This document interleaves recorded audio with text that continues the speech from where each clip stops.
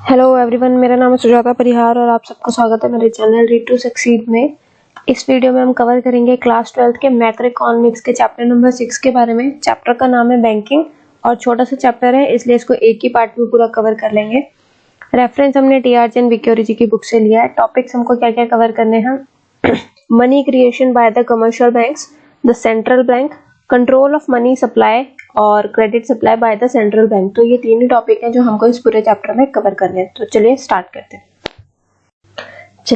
करते हैं। हमारा पहला point, money creation by the commercial banks. Money creation by the commercial banks कि कमर्शियल बैंक किस तरीके से मनी क्रिएट करते हैं।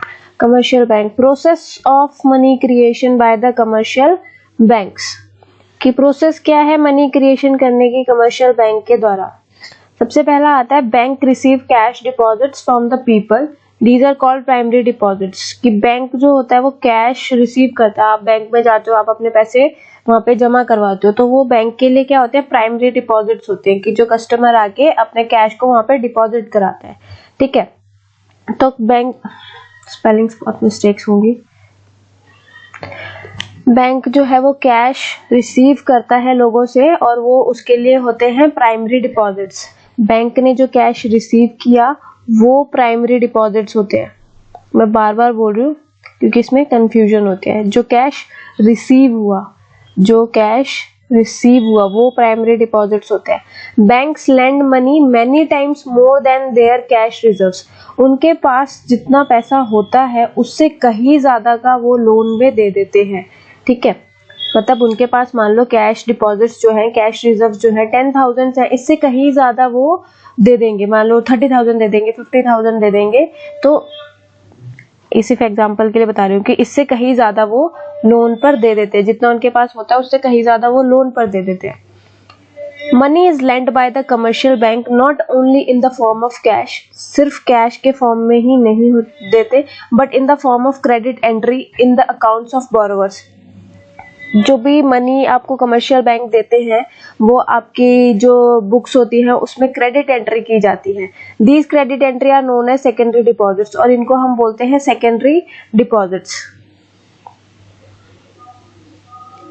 मान लो आपने बैंक ने आपको लोन दिया, बैंक ने जो लोन दिया है वो बैंक के लिए क्या होते हैं, सेकेंडरी डिपॉजिट्स होते हैं। क्या होते हैं, सेकेंडरी डिपॉजिट्स होते हैं। Money is lent by the commercial bank not only in the form of cash but in the form of credit entry in the accounts of the borrowers. These credit entries are known as secondary deposits. जो cash receive करता है bank वो primary deposits होते हैं। जो cash देता है bank यानी लोन जो प्रोवाइड करता है बैंक, वो बैंक के लिए सेकेंडरी डिपॉजिट्स होते हैं। कस्टमर से कैश लेना प्राइमरी डिपॉजिट्स होता है, कस्टमर को लोन देना सेकेंडरी डिपॉजिट्स होता है। The borrowers can issue cheque against credit loans in their accounts, the cheque circulate in the economy as money. जो बोरोवर्स जो होते हैं, जो कस्टमर्स होते हैं एक तरीके से, या जिन्होंने लोन लिया होता है, वो चेक इशू कर सकते हैं जो भी उन्होंने लोन लिया है उसके अगेंस्ट। ठीक है, और वो चेक जो होता है पूरी इकोनॉमी में एज अ मनी सर्कुलेट होता रहता है कि आपने चेक इशू कर दिया है अपने लोन्स के अगेंस्ट, तो फिर वो चेक जो होगा वो पूरी इकोनॉमी में एज अ मनी सर्कुलेट होता रहेगा। फिफ्थ पॉइंट आता है, जो आपके प्राइमरी डिपॉजिट्स होते हैं और जो सेकेंडरी डिपॉजिट्स होते हैं वो मिलके बनते हैं demand deposits held by the people in the commercial bank. कि जो लोगों ने कैश जमा कराया और जो बैंक ने लोन दिया वो भी तो वापस मिलेगा ना बैंक को, तो वो भी बैंक का ही पैसा हुआ एक तरीके से। बैंक ने लोन दिया, बैंक को विद इंटरेस्ट वो पैसे मिलेंगे। तो प्राइमरी डिपॉजिट्स और सेकेंडरी डिपॉजिट्स मिलके बनाते हैं डिमांड डिपॉजिट्स, जो कि किसके पास होते हैं, कमर्शियल बैंक के पास। Total demand deposits with the banks are many times more than the cash reserves of the commercial bank। जो total demand deposits होता है बैंक के पास वो बहुत ज्यादा होता है जो बैंक के पास कैश रिजर्व होता है। मतलब बैंक के अकाउंट में जितना पैसा है उससे कहीं ज्यादा होता है total demand deposits। This is because the commercial bank know by way of their historical experience that all the depositor would not show up in the banks to withdraw all their deposits by way of cash। कि cash उनके पास जो होता है वो कम क्यों होता है, क्योंकि बैंक को अपने एक्सपीरियंस से पता है कि जितने भी डिपॉजिटर्स हैं, जितने भी कस्टमर हैं, वो सारे तो अपना सारा पैसा निकालने के लिए नहीं आएंगे, ठीक है। सब लोग अपना सारा पैसा, अपने जितने भी अपने पैसे जमा कराए वो सारे ही आप नहीं निकाल लोगे, आप निकाल लोगे तो, पर जितने भी लोगों का बैंक अकाउंट है सब एक साथ नहीं निकालेंगे, इसलिए उनके पास जो कैश होता है वो कम होता है as compare to demand deposit. जितना उनके अकाउंट में, मतलब जो उनके बुक्स में कैश होता है वो कहीं ज्यादा होता है एज कम्पेयर टू उनके जो अकाउंट्स होते हैं, मतलब जो उनके पास कैश प्रेजेंट होता है उस टाइम पर, वो कम होता है। If experience shows that withdrawals are generally around 10% of demand deposits, the bank need to keep only 10% of deposits as cash reserve।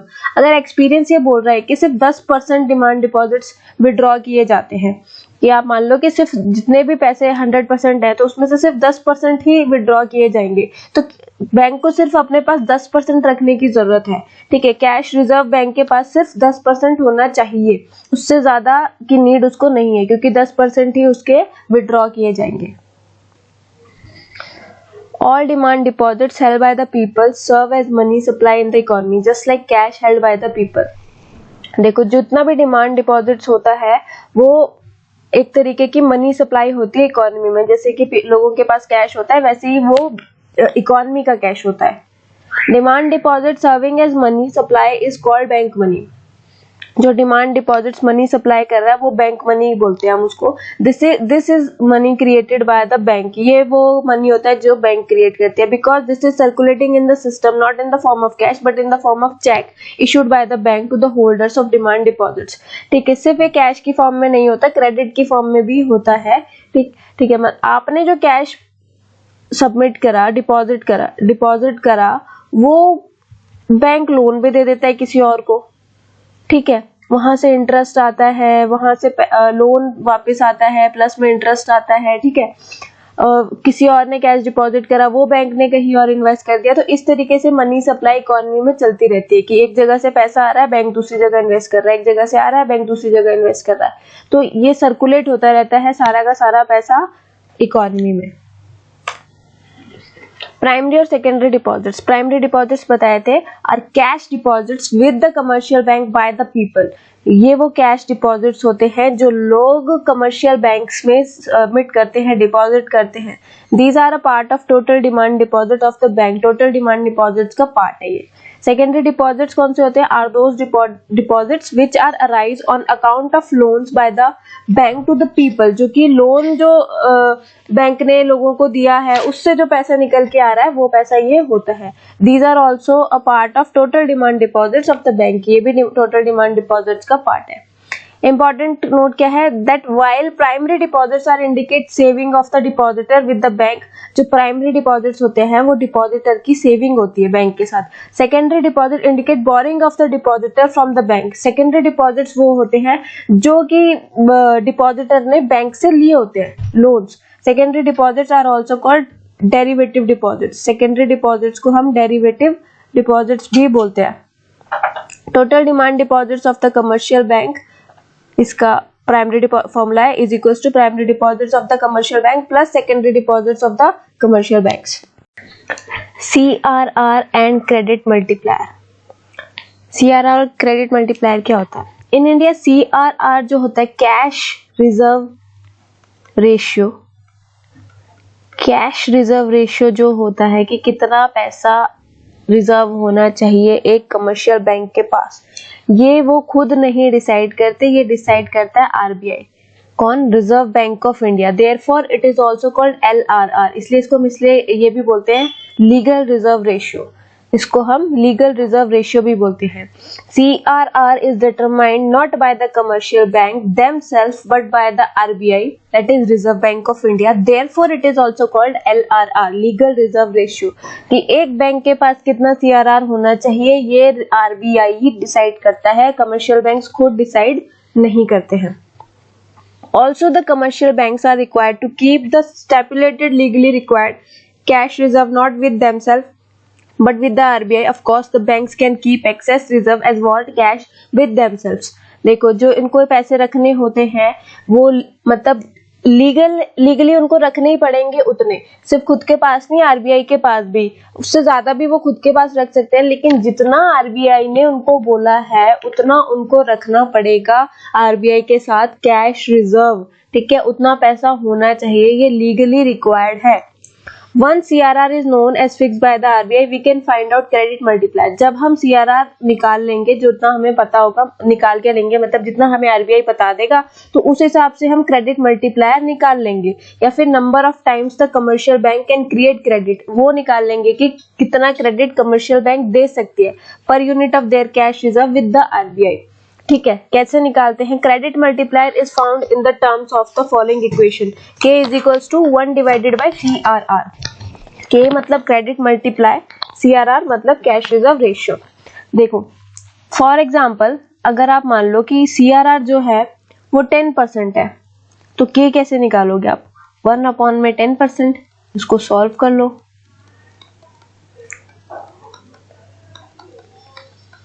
कितना निकल के आ गया? 10। ठीक है, कितना निकल के आ गया आपका k? 10। तो अगर आपको CRR बोला है कि 10% आपको रखना है, तो आपका k निकल के आ गया, आपका क्रेडिट मल्टीप्लायर आ गया 10। अब कितना लोन दे सकते हो? 10। ठीक है, अगर आपको बोला है कि हाँ ठीक है, अगर आपको बोला है कि जो आपका कैश रिजर्व है वो 10,000 है, तो क्रेडिट कितना आप उसको दे सकते हो? क्रेडिट मल्टीप्लायर कितना होगा? अगर आपका कैश रिजर्व 10,000 है तो 10,000 का, और आपका CRR भी दे रखा है 10% होना चाहिए। If CRR is 10%, then the commercial bank credit money 10 times of their cash reserves। हमें पता है कि CRR अगर 10% है तो हम उसका 10 टाइम्स दे सकते हैं। ठीक है, कमर्शियल बैंक 10 टाइम्स हम दे सकते हैं क्रेडिट मल्टीप्लायर में। If cash reserve are 10,000, then commercial bank can create credit as per the following equation, 10,000 upon में 1 अपॉन में 10%। तो ये हमने जैसे अभी सॉल्व किया था 1 लाख, कितना आ गया ये? 1 लाख। ठीक है, तो ये क्या है? मैक्सिमम अमाउंट ऑफ मनी है जो कि क्रेडिट कर सकता है कमर्शियल बैंक। ठीक है, मैक्सिमम अमाउंट है, इससे ज्यादा नहीं कर सकता। और इन India CRR is fix by the RBI, जैसे हमने पढ़ा था कि CRR कौन फिक्स करता है? RBI। Accordingly credit multiplier indicate the maximum amount of money that the commercial bank can create. ये वो मैक्सिमम अमाउंट होता है जो कमर्शियल बैंक क्रिएट कर सकता है given their cash reserve with the RBI, जितना कैश रिजर्व है उसके हिसाब से। चलिए सेंट्रल बैंक पे चलते हैं। देखो सेंट्रल बैंक कौन सा होता है? सेंट्रल बैंक है हमारा सेंट्रल बैंक कौन सा है? RBI, reserve bank of India. ये हमारा सेंट्रल बैंक है, reserve bank of India. The central bank is an apex bank. Central bank जो होता है वो एपेक्स बैंक होता है that control the entire banking system of a country. जिसके हाथ में एक कंट्री की पूरा बैंकिंग सिस्टम होता है, वो पूरा बैंकिंग सिस्टम कंट्रोल करके रखता है। RBI हमारा पूरा बैंकिंग सिस्टम कंट्रोल करता है। It is the sole agency of note issuing and control the supply of money in the economy. Central bank को ही पूरी अथॉरिटी होती है नोट्स को इशू करने की, जो भी हमारी करेंसी है उसको इशू करने की, और जो भी इकोनॉमी में मनी सप्लाई हो रहा है सब कुछ सेंट्रल बैंक ही कंट्रोल करता है। It serve as a banker to the government and manage forex reserve of the country. Government का बैंकर होता है सेंट्रल बैंक, और जो भी फॉरेक्स होता है यानी कि फॉरेन एक्सचेंज जो होता है वो सब कंट्रोल कौन करता है, मैनेज कौन करता है? सेंट्रल बैंक करता है। Reserve bank of India is the central bank of India. ठीक है, जो हमारा रिजर्व बैंक है वो हमारा सेंट्रल बैंक है। ठीक है, reserve bank of India is the central bank of India. तो सेंट्रल बैंक कौन सा होता है? एपेक्स बैंक होता है, जो पूरा बैंकिंग सिस्टम को कंट्रोल करता है, जितने भी करेंसी है वो इशू करता है, फॉरेन एक्सचेंज को मैनेज करता है, सारे काम जितने भी मनी सप्लाई से रिलेटेड जितनी भी चीजें हैं, बैंकिंग से रिलेटेड जितनी भी चीजें, सब कुछ कौन कंट्रोल करता है? Central bank. और इंडिया का सेंट्रल बैंक कौन सा है? RBI, reserve bank of India. Functions देखने होते हैं आरबीआई के या फिर बोलें कि सेंट्रल बैंक के। सबसे पहले बैंक ऑफ इशूइंग नोट्स, कि सेंट्रल बैंक के पास ही एक्सक्लूसिव राइट होता है, मोनोपोली राइट होता है नोट को इशू करने का। जितने भी नोट्स हैं हमारे उनको इशू करने का राइट सिर्फ और सिर्फ सेंट्रल बैंक का होता है। इसलिए हम इसको क्या बोलते हैं, currency authority function of the central bank. इसलिए हम इसको, this is called currency authority function of the central bank. ठीक है। The note issue by the central bank are an unlimited legal tender, कि वो जितना मर्जी नोट, मतलब ऐसे तो नहीं कि छापते ही रहेंगे, पर सिर्फ उनके पास होता है अनलिमिटेड लीगल टेंडर है, सिर्फ उन्हीं के पास रहेगा। लीगली उनको ये टेंडर दिया गया है अनलिमिटेड टाइम पीरियड के लिए। ठीक है। सेकेंड आता है बैंकर टू द गवर्नमेंट, कि जो हमारे बैंकर कौन होते हैं, कमर्शियल बैंक के पास जाते हैं ना, आप एसबीआई के पास जाओगे, पीएनबी, जो भी जिस भी बैंक में आपका अकाउंट है आप उसके पास जाओगे, वो आपके लिए बैंकर है। गवर्नमेंट का बैंकर कौन होता है, गवर्नमेंट का बैंकर होता है आरबीआई। गवर्नमेंट का बैंकर कौन होता है, RBI, central bank of India. ठीक है। तो the central bank is a banker, agent and financial advisor to the government. Banker भी है, एजेंट भी है और फाइनेंशियल एडवाइजर भी है गवर्नमेंट के लिए। As a banker to the government it manage account of the government, कि बैंकर होने के नाते वो क्या करता है, आरबीआई क्या करता है गवर्नमेंट के लिए, कि अकाउंट्स को मैनेज करता है गवर्नमेंट के। एज एन एजेंट क्या करता है गवर्नमेंट के लिए, सिक्योरिटी जितने भी होती है उनको बाय और सेल करता है गवर्नमेंट के बिहाफ पे। ठीक है। जितनी भी सिक्योरिटीज होती हैं उनको बाय और सेल करना on the behalf of the government. As an advisor क्या काम करता है, frame policies to regulate the money market. Money market को चलाने के लिए पॉलिसीज बनाता है आरबीआई गवर्नमेंट के लिए। थर्ड आता है bankers bank and supervisory role. Bankers का बैंक भी आरबीआई होता है, मतलब कि जो ये नॉर्मल बैंक होते हैं जितने भी हैं ये सारे के, पीएनबी ले लो, ठीक है, इंडियन बैंक ले लो, जो भी ले लो, पंजाब सिंध बैंक, जितने भी सारे बैंक हैं, ठीक है, उन सब का बैंक कौन सा है, बैंकर्स बैंक कौन सा है, RBI, central bank of India, reserve bank of India. As a bankers bank, it has almost the same relation with other bank in the country as a commercial bank has it with customers। ठीक है। जो commercial bank का relation अपने customer के साथ होता है ना, कि पैसे लेना, पैसे देना, ठीक है, ये सारा रिलेशन आरबीआई अपने इन बैंक के साथ होता है। उसके लिए ये जो बाकी बैंक है कमर्शियल बैंक, वो कस्टमर होते हैं। इन बैंकों के लिए हम कस्टमर होते हैं, आरबीआई के लिए ये कस्टमर होते हैं। ठीक है। 3 observation need to be noted in this context. सबसे पहला, the central bank accepts deposits from the commercial bank and offers them loans, कि सेंट्रल बैंक जो होता है डिपॉजिट एक्सेप्ट करता है कमर्शियल बैंक से, और फिर उनको क्या ऑफर करता है, लोन ऑफर करता है। सेम जो कमर्शियल बैंक करते हैं कि हमसे डिपॉजिट लेते हैं और हमें लोन दे रहे होते हैं। फिर The central bank provide clearing house facility to the commercial bank. It is a check clearing facility provided at one center to all the banks. कि सेंट्रल बैंक ने कौन सी फैसिलिटी दी है, क्लियरिंग हाउस फैसिलिटी। मान लो कि आपका SBI में account है और आपके पास एसबीआई का चेक था, लेकिन आपने वो पीएनबी में सबमिट किसी ऐसे पर्सन को दिया जिसका पीएनबी में अकाउंट है, तो पीएनबी वाला चेक, एसबीआई वाला चेक पीएनबी में क्लियर हो जाए, ये फैसिलिटी हमें सेंट्रल बैंक ने प्रोवाइड करी है। In its supervisory role, the central bank ensures that the commercial bank show compliance to its directives, particularly relating to CRR and SLR. The central bank change CRR, SLR as and when required. It ensures that the commercial bank show compliance to these changes so that the desired targets are achieved. देखो, तो central bank क्या होता है, वो ensure करके रखता है कि जितना भी ये CRR, SLR है, ये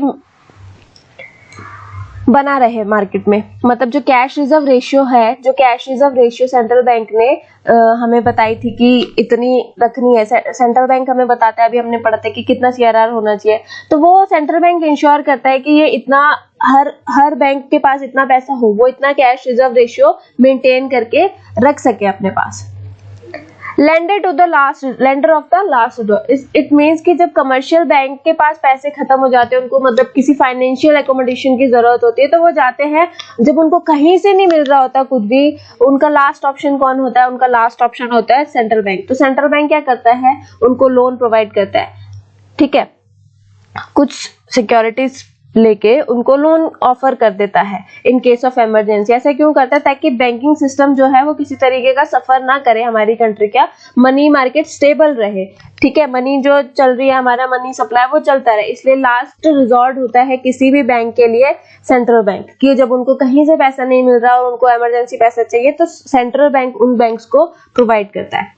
कस्टोडियन ऑफ फॉरेन एक्सचेंज, जो भी हमारा फॉरेन एक्सचेंज होता है इस सबको कौन मैनेज करता है? इस सबको सेंट्रल बैंक मैनेज करता है। इंटरनेशनल मनी मार्केट में जितना भी मनी फ्लो हो रहा है, सेल परचेज जो भी हो रही है, इस सब का पूरा ध्यान, एक्सचेंज रेट किस तरीके का है हमारा डोमेस्टिक करेंसी का, उसकी स्टेबिलिटी क्या है, कितना ज्यादा है कितना कम है, ये सब चीजें सेंट्रल बैंक देखता है।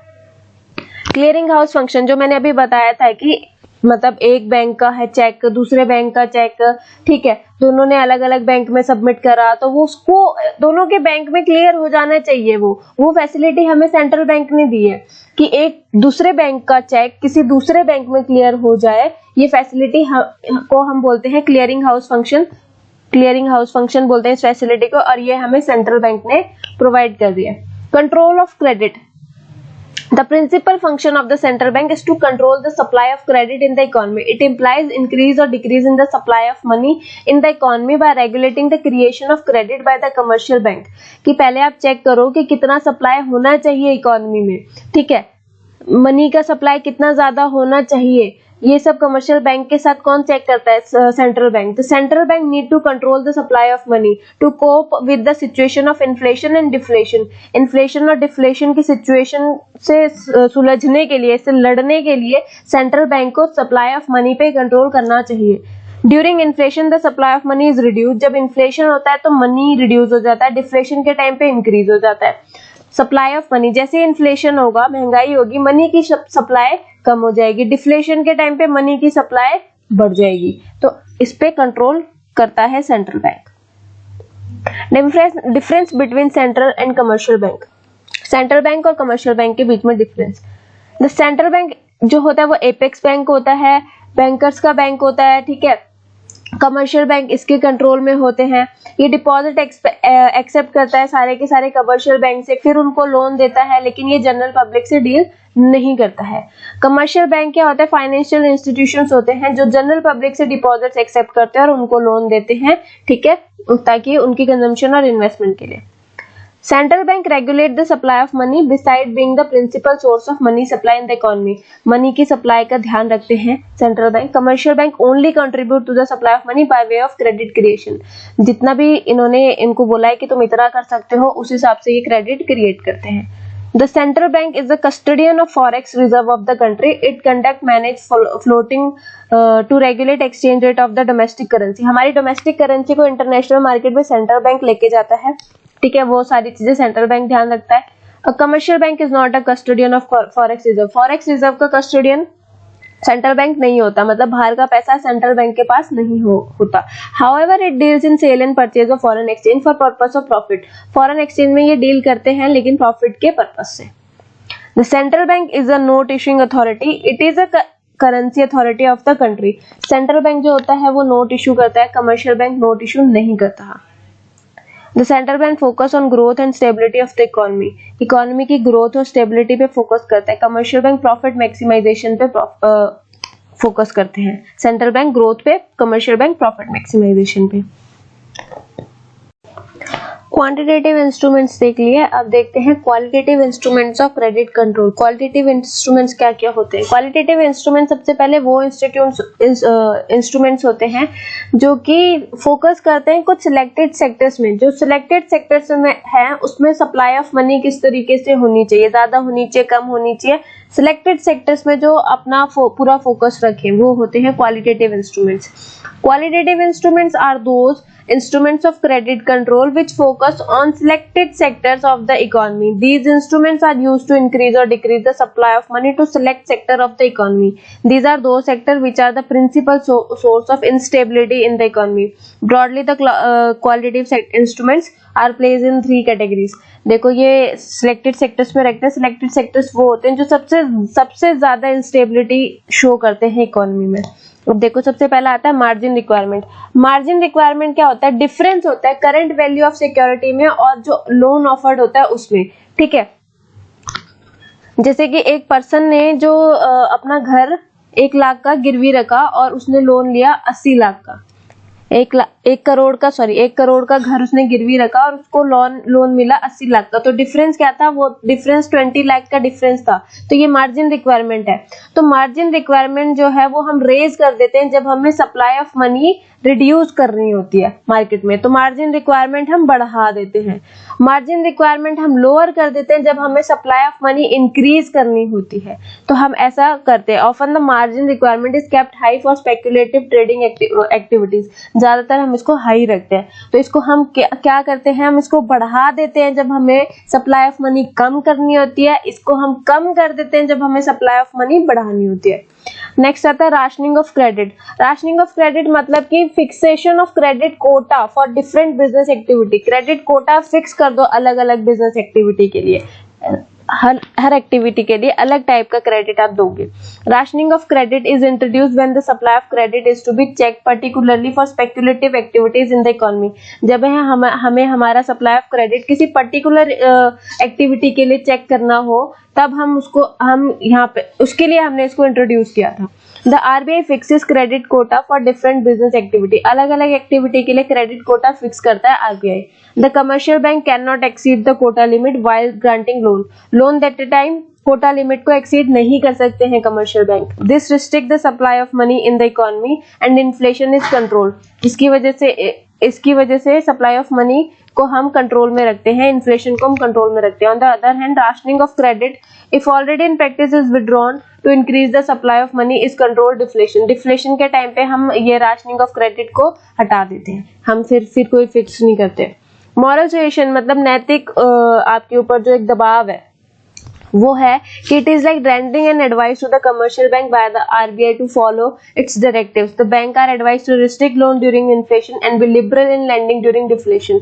कि जो भी आपको आरबीआई ने बोला है आपको वैसा का वैसा ही करना है, आपको उसकी सारे रूल्स रेगुलेशंस को, जो भी उसके प्रिंसिपल्स हैं उसको फॉलो करने पड़ेंगे। इन्फ्लेशन के टाइम पे आपको लोन कम देना है, कम आपको पैसे खर्च करने हैं, पैसे बांटने हैं मार्केट में, और डिफ्लेशन के टाइम पे आपको लिबरल हो जाना है। ठीक है, तो थैंक यू सो मच। इस चैप्टर में इतना ही था, मिलते हैं नेक्स्ट चैप्टर में। Thank you so much.